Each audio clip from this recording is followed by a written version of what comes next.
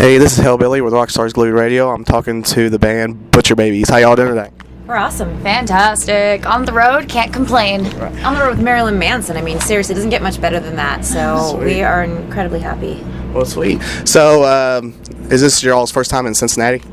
I've been here as a visitor, but visitor. we haven't played here yet, have we? I don't think Cincinnati. We've played other places in Ohio a couple of times, but this is the first Dayton time. last time. But I think we're gonna have some fun tonight played because the club is Cleveland. actually pretty small for a Manson show, so it should be a pretty insane night. Oh, cool. Very intimate. So, I know y'all just got on this tour. How many shows have y'all played so far? This is our second night. Really? Yeah, night number 2. Last night we played Milwaukee, and it was huge. Right. So, tonight, just got the first show jitters out of the way. Now we're ready to rock. And who doesn't like a good number 2? Right. So, how does it feel to be on a tour with somebody with like a rock legend like Marilyn Manson anyway? I think when we all found out, we were like little kids and just jumping up and down. We were so excited. We were blown away that they picked us to go on tour with him. It's a huge honor. And, I was a huge fan of Manson when I was growing up. So for me, it's a dream come true. I think every single person in our band, we all recognize that we're touring with an icon right now. And these are the moments in our lives that we'll savor. It's pretty cool. Very huge honor, as Carla mentioned. Right. Now, after tonight in Cincinnati, where is this tour going to go from here? Go to Columbus tomorrow night. Yeah. Columbus. Yeah, and then after that, we're going to Chicago. This tour's not going to Chicago, but we're making a pit stop in Chicago. And Mojo's in Juliet. Right. So now, how long has Butcher Babies been a band anyway? About 3 years now. 3 So years. we've been at it for a while. We've worked really hard to get where we are, so we're super proud. Right. Now, how did y'all come to form Butcher Babies, and what made y'all decide to play metal? We were, Carla and I were in a band prior to this together. It was a punk metal cover band. And we both, grew up in metal and love metal and rock and roll, all the above, but metal is just where we naturally gravitated. And we quit that band and decided we wanted to do something original and something better. And took what we liked, which was each other, and created Butcher Babies, and couldn't be happier. Cool. Now, y'all are based out of California, right? LA? Angeles. Los Angeles. Yeah. So now, with the weather change and all that, does that affect y'all's vocals any? Well, yesterday I was really nervous because it was so cold, and I felt like my whole body was shaking all day, and I really felt like we needed to do extra warm-ups because of just but I was surprised at how well we did for the first time playing in elements like this. Right. Yeah, it definitely affects you, but you just do extra exercises to fix And it. you have to stay hydrated. Right. Definitely stay hydrated. Right. So, is there any pre-rituals y'all got to do before you get on stage?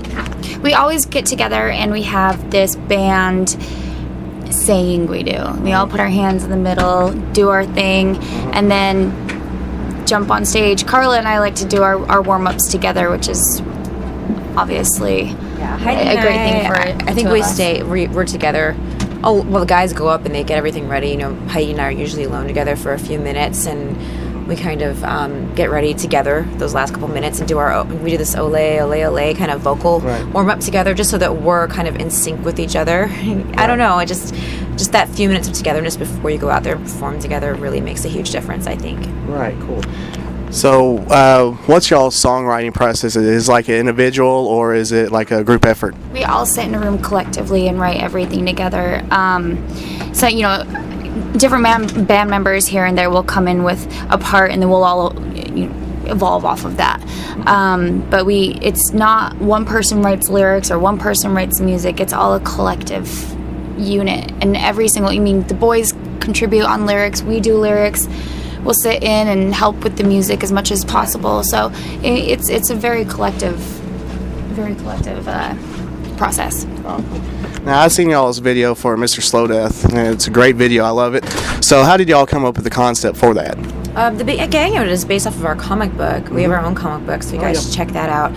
And the beginning of it is straight from the comic book, which is really cool. And it's just kind of, the whole song is about just kind of, getting off track, kind of going to some really dark deep places in your life, and knowing that it's wrong, and knowing that you can always go home and you can always be the person that you really want to be. It's never too late, and that's kind of something that I think a lot of the reason that was our first single is something that we believe in ourselves. You know, we've had other careers or other things that have happened in our lives that may have deterred us from this track, but it's never too late. And that's kind of a message we love to portray to females and males. Doesn't matter. It's never too late to follow your dreams or to change your life for the better. So that's something we definitely try to stand for.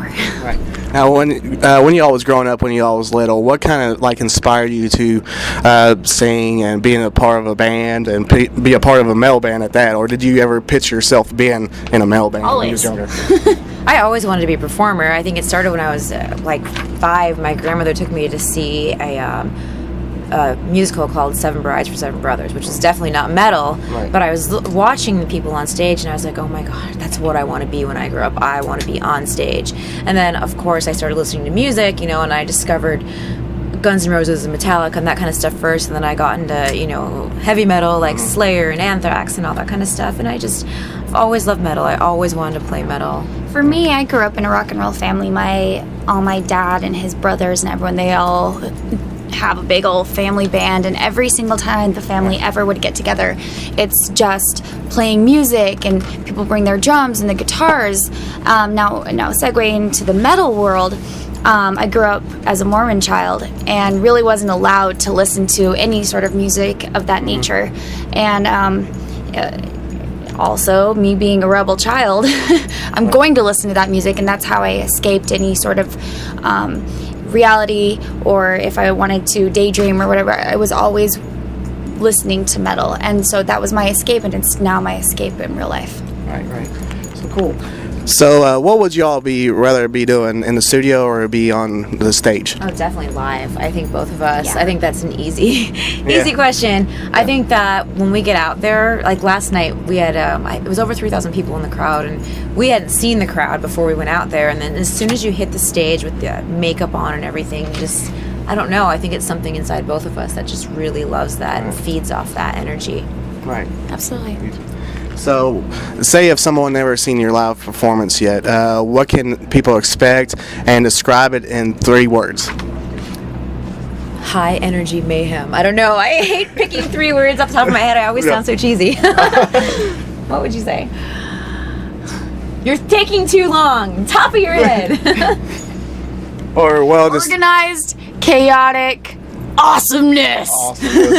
So, sweet. I can't wait tonight, too. So, is there any advice you could give younger musicians out there that's just now getting started, or even younger bands? Any advice? Never give up on your dreams. If what you want to do is play music, do it. And granted, it's a hard road, and you have to really, really love it, because you're not going to make money at first, and it's a, You're going to sacrifice a lot. You have to sacrifice a lot. I mean, we sacrificed relationships. I sacrificed a house. I sacrificed having just things that I was used to having, but I love the life that I have. I love the opportunities that I've been given, and this band means everything to me. Right. So you have to be willing to sacrifice. Yeah, absolutely. And I think also, for the young ones, never be afraid of what anyone else will think of you or what they're going to say, whether they be family, friends, or people you don't know.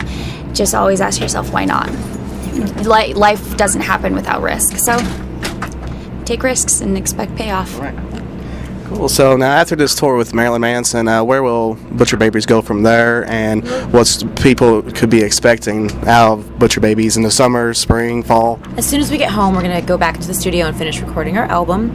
We're really excited about that. It should be out just before summer. And then we're also going to head to Mexico to play the Hell in Heaven Fest with Motorhead, Anthrax, Suicidal Tendencies, a ton of really awesome metal bands. It's our first time in Mexico, so it'll be really fun. Yeah, that'll be cool. And the album will be out just before that. Obviously released through Century Media. And then there's this summer tour that we can't talk about yet. You guys can but get guess excited. If you want. You can get real excited. Go ahead and do some guessing. So it'll be really fun. We're pumped. All right, sweet. So, what is some of the challenges to overcome as a musician or being in a touring band or even a female-fronted band nowadays? Well, like I said before, you have to make a lot of sacrifices. So definitely that's a huge thing to overcome is making sacrifices. And I think that you do have to prove yourself a little bit more if you're a female, especially in the metal community.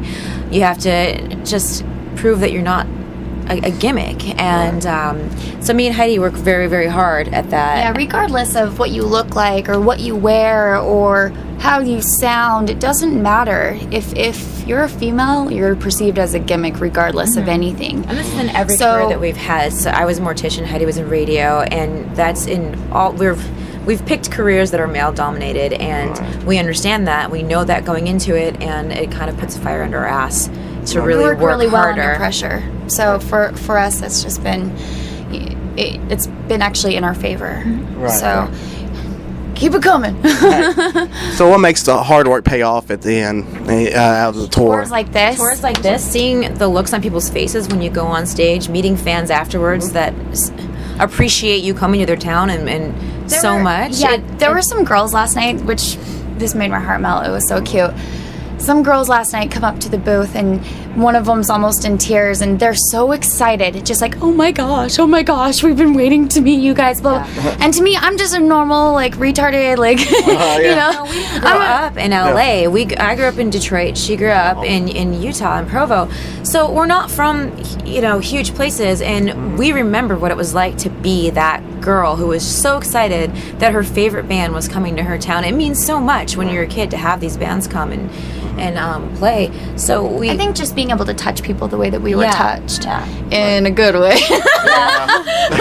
Right. You know what I mean? But how music affected us while we were younger, being able to affect people in that way, I think is the best thing that you could ask for in a band. Now, what's y'all's hobbies besides being in a band? I like to sleep. She does. She sleeps so much. I need to learn how to sleep as much as she does. Oh, yeah. What am I can't even think straight right Carla's, now. I love cars. Carla's a writer. Carla also, she loves Corvettes. She's had 3 in the past 4 in the past 5 or 6 years. And yeah, I love comic books. I love writing, and I love cars. Now tell mine.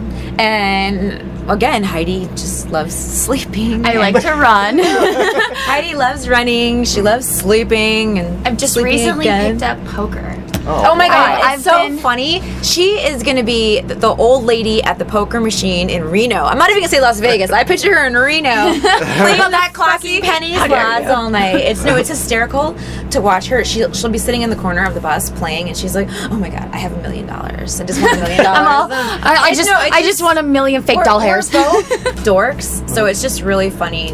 Like seriously, like how we really are. We're total dorks, and she's over there playing video poker, and I'm watching the new Corvette unveil on my iPhone. Like, oh gosh, this is really cool. Yeah, I'm playing online poker like a snob in a real poker situation. Yeah. I'm like, where's some cigarettes? And I need a drink. This online poker's getting intense. I always say that if Heidi and I were boys, we'd be living in our mother's basement and just totally gross and doing weird stuff. Mom, meatloaf. And Heidi also, her other hobby is making clothes. She makes awesome clothes.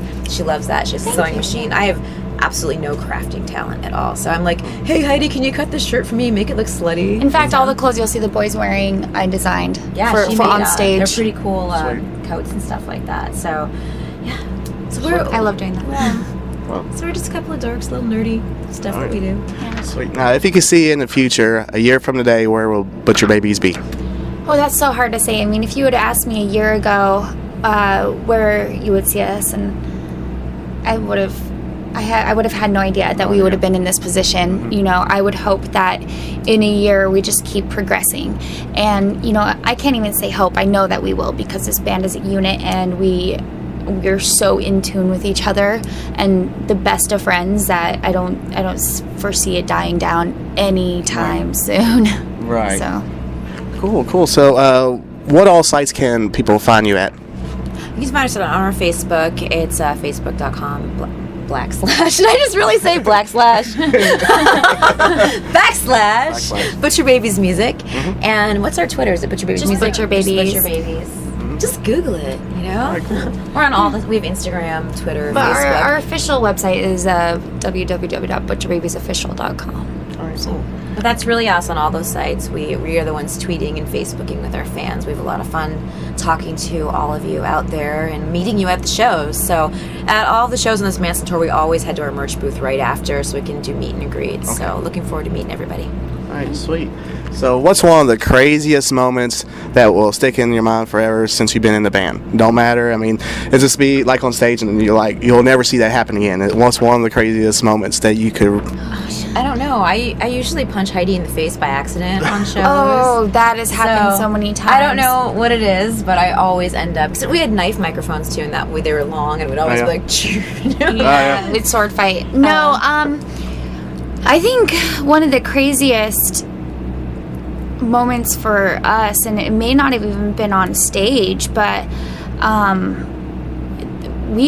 our last tour in this past summer, our transmission went out in our vehicle, and we took a U-Haul to pick a big box truck, put all of our stuff in, and took it to a couple of shows, got pulled over on the freeway, and the cops thought that Carla and I were two little girls getting kidnapped and wouldn't let us go. Oh, wow. That was pretty crazy, but makes for a good memory. Other than that, just traveling, any sort of traveling, but I think that's the craziest memory right there. We almost all went to jail that day. Yeah. Oh, We would have all been in jail had they not let us go. So wow.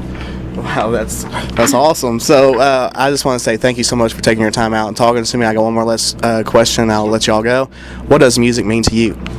Music is mental freedom for me, I guess you could say. It always has been. I grew up, I'm half black, and I grew up in an all-black neighborhood, and I had a really hard time. I live from Detroit, and it's a very racially segregated place. And music was always, when I felt like an outcast, when I felt like a misfit, music was the only thing that I had. And I'm just so privileged to be able to bring that to others now. music for me is religion. I mean, it's the only religion I have, the only lifestyle family I truly believe in. Especially the metal world. Everybody, it's a lifestyle, and everyone lives the lifestyle, and everybody, if you're a metalhead and you meet someone on the street who's another metalhead, you're instantly best friends. Right. Regardless of what you look like. Whoa. You mean there's all these other best friends you have out there? No. So for me, music is my religion. It's the only thing that really evokes true passion out of me. All right. I just want to say thank you so much again. Absolutely. Thank you. Hey, it's Carla and Heidi from the Butcher Babies. And you are listening to Rockstars Glued.